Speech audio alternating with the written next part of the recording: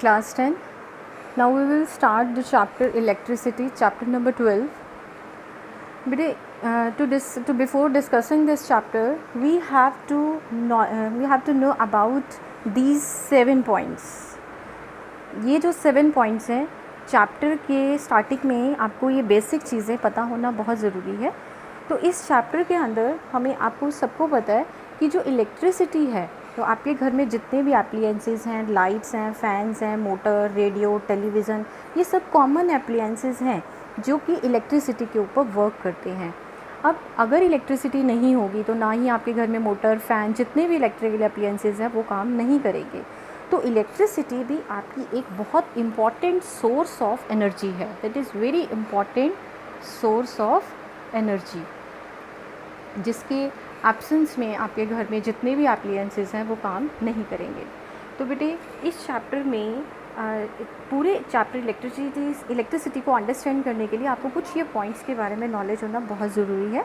सबसे पहला पॉइंट है टाइप्स ऑफ इलेक्ट्रिक चार्जेस. आपके घर में जो इलेक्ट्रिसिटी है उसके बीच में जो चार्जेस हैं, इलेक्ट्रिक चार्जेस हैं, जिसकी वजह से इलेक्ट्रिसिटी फ़्लो होती है, करंट फ़्लो होता है, वो कितने टाइप्स के होते हैं. ये 2 टाइप के चार्जेस होते हैं, positive charge and the negative charge. Positive charge and negative charge. Positive negative charge, opposite charges always attract each other, and negative positive means अगर सेम चार्जेस हैं तो they will always repel each other.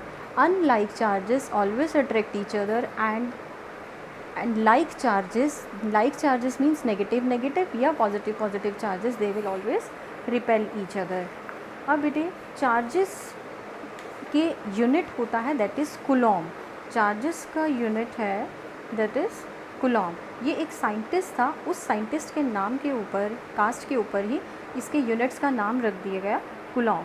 अब Coulomb की definitions very important definition, ये काफ़ी बार paper में इसके question arise होता है. Define one Coulomb.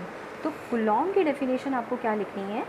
It is defined as that quantity of electric charge. ये इलेक्ट्रिक चार्ज की ऐसी क्वांटिटी है which exerts a force of 9 × 10⁻⁹ Newton.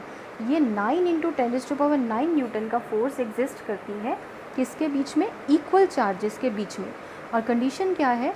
वो इक्वल चार्जेस, वो जो इक्वल चार्जेस होंगे, लेट सपोज करें Q1 और Q2 इक्वल चार्जेस हैं and they are separated by 1 meter distance. तो इनके बीच में जो फोर्स एक्सर्ट होगा दैट इज़ 9 × 10⁻⁹ न्यूटन. तो I repeat, the coulomb it is defined as the quantity of electric charge which exerts a force of 9 × 10⁻⁹ Newton on an equal charges and they are separated by a 1 meter distance. और बेटे हमारी matter के अंदर जितने भी particles हैं वो सारे के सारे चार्जेस से मिलकर बने हुए हैं. हर किसी के बीच में पॉजिटिव चार्जेस भी एग्जिस्ट करते हैं और नेगेटिव चार्जेस भी एग्जिस्ट करते हैं. जो पॉजिटिव चार्जेस होते हैं उन्हें हम बोलते हैं प्रोटॉन्स, और जो नेगेटिव चार्जेस होते हैं उन्हें हम बोलते हैं इलेक्ट्रॉन्स. और प्रोटॉन एक पॉजिटिव चार्ज है जो कि 1.6 × 10⁻⁻19 कूलॉम फोर्स एक्सर्ट करता है, और इलेक्ट्रॉन्स भी 1.6 × 10⁻⁻19 कूलॉम फोर्स एग्जिस्ट करता है. नेगेटिव चार्ज है, the electron possesses a negative charge of 1.6 × 10⁻⁻19 Coulomb, और प्रोटॉन्स पॉजिटिव चार्ज एक्सर्ट करते हैं 1.6 × 10⁻⁻19 कूलॉम्स.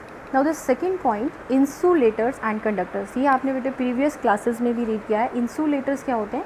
जो अपने अंदर से इलेक्ट्रिसिटी को पास होने देते हैं very easily, that are the conductors.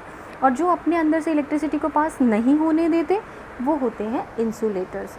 यानी इंसुलेटर्स का बहुत ज़्यादा हाई रेजिस्टेंस होता है, जैसे एयर है, प्लास्टिक्स हैं, cotton, rubber, wood, they are the insulators.